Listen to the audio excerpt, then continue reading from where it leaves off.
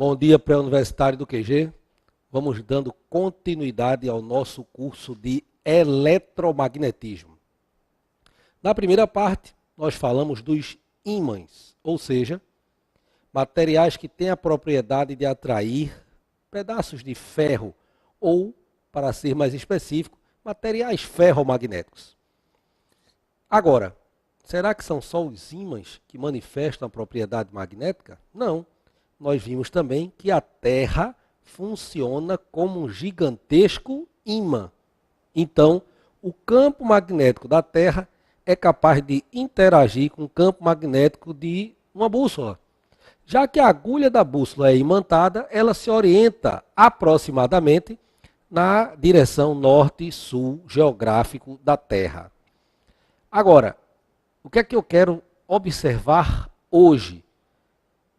A corrente elétrica criando um campo magnético. Aí sim, é o eletromagnetismo, quando a eletricidade gera magnetismo. Vamos para o nosso slide. Em 1820, o físico dinamarquês Hans Christian Ørsted. Deixa eu colocar aqui a canetinha.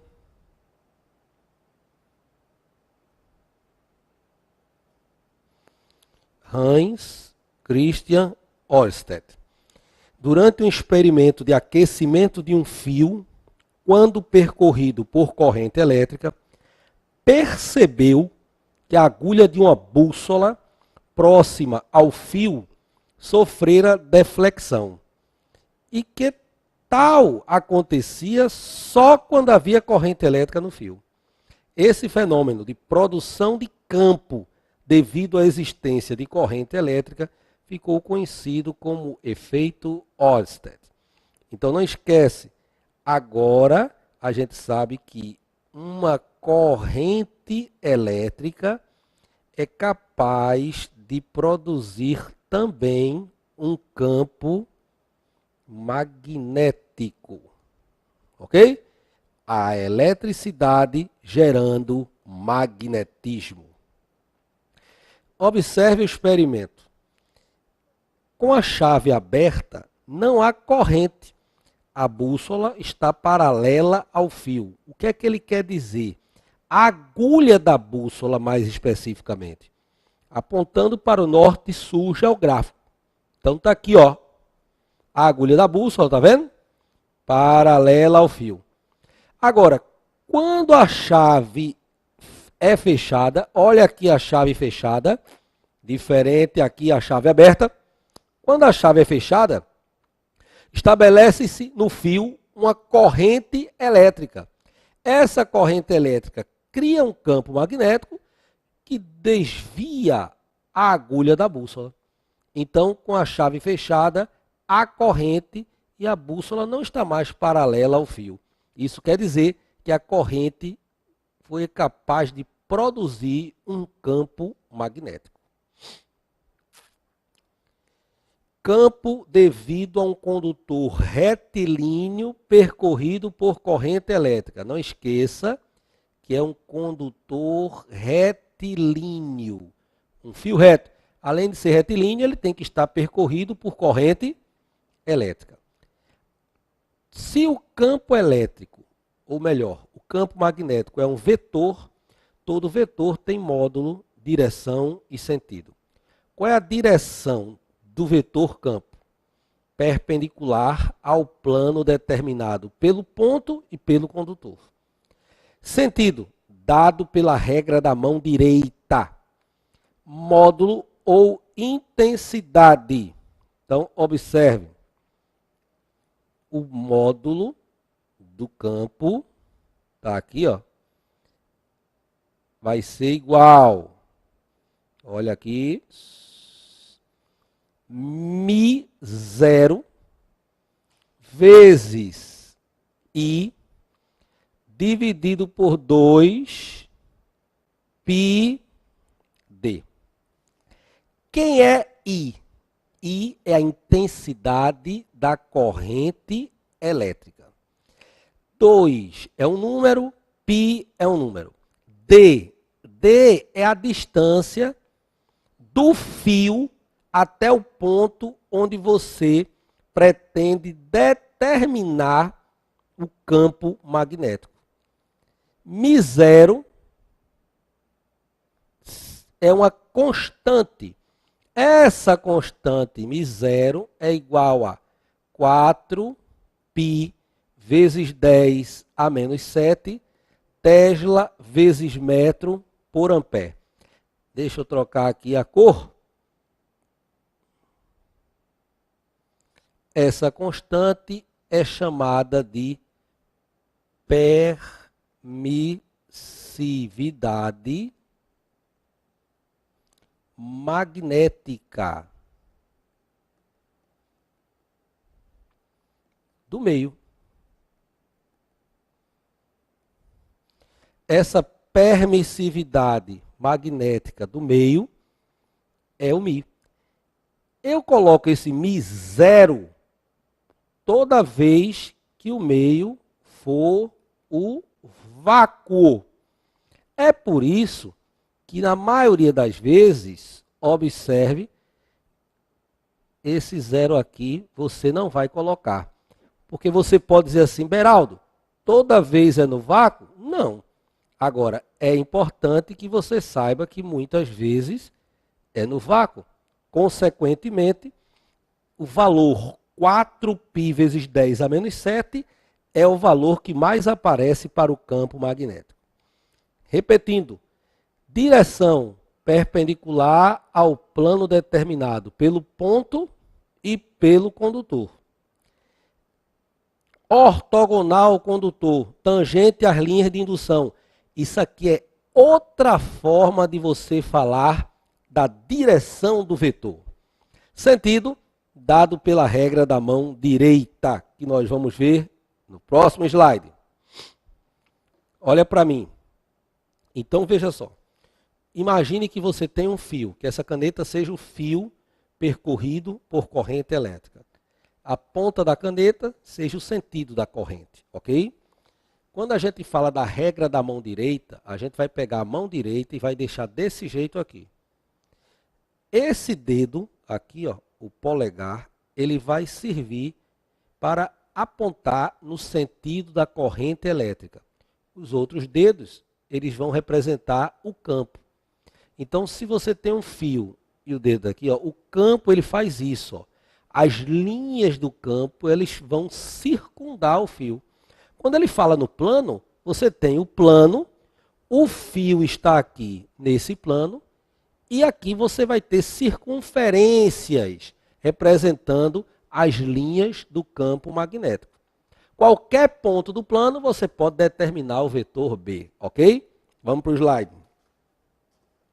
Então você tem aqui o fio, a mãozinha, e observe que o sentido das linhas de indução são circunferências concêntricas ao fio. E o vetor B é tangente a essas linhas. Noutra figura, eu desenhei o plano, o fio, observe o sentido da corrente elétrica e o campo ao redor do fio. Essas são as linhas de indução que está desenhado aí verde. O ponto onde eu quero determinar o campo, está aqui, ó. Tá vendo aí o ponto?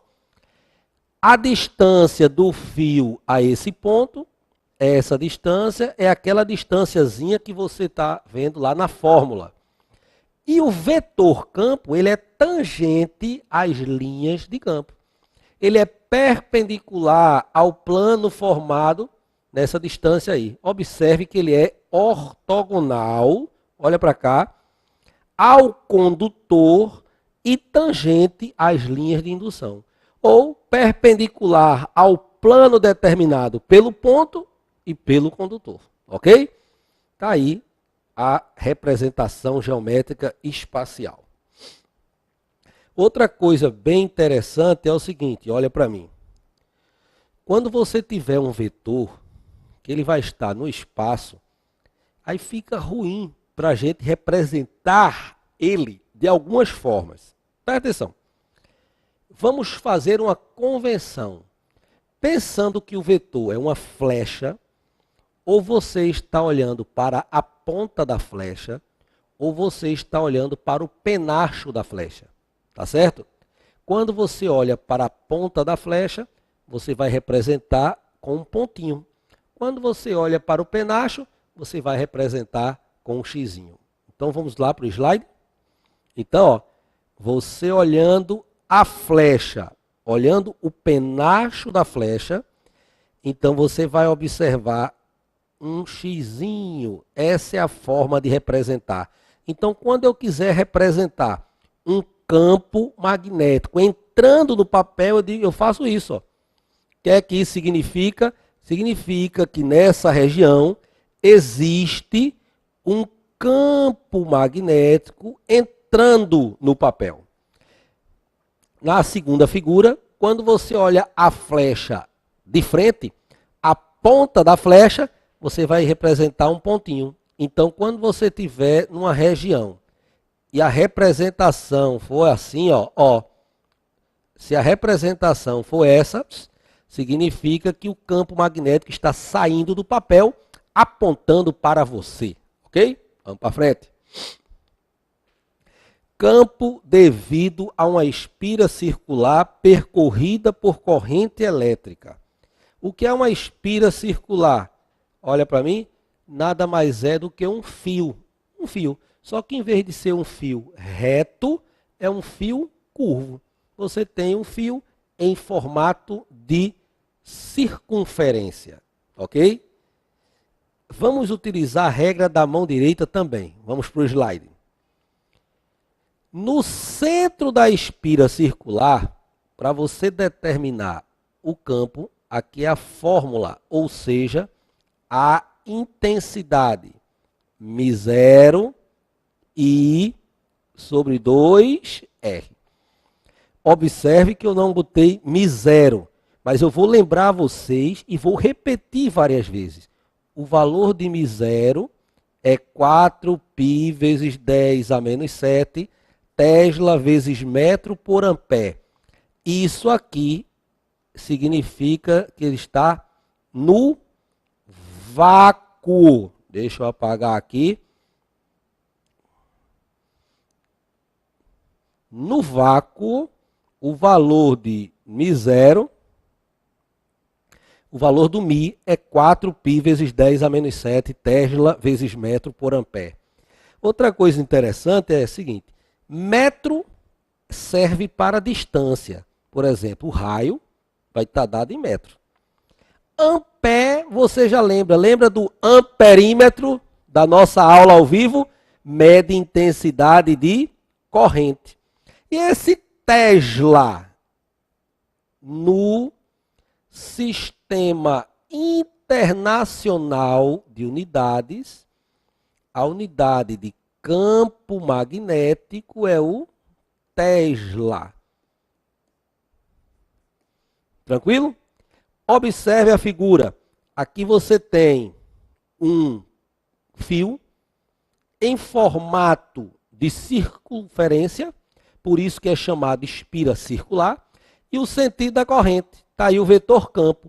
Percebam que o vetor campo é perpendicular ao plano da espira.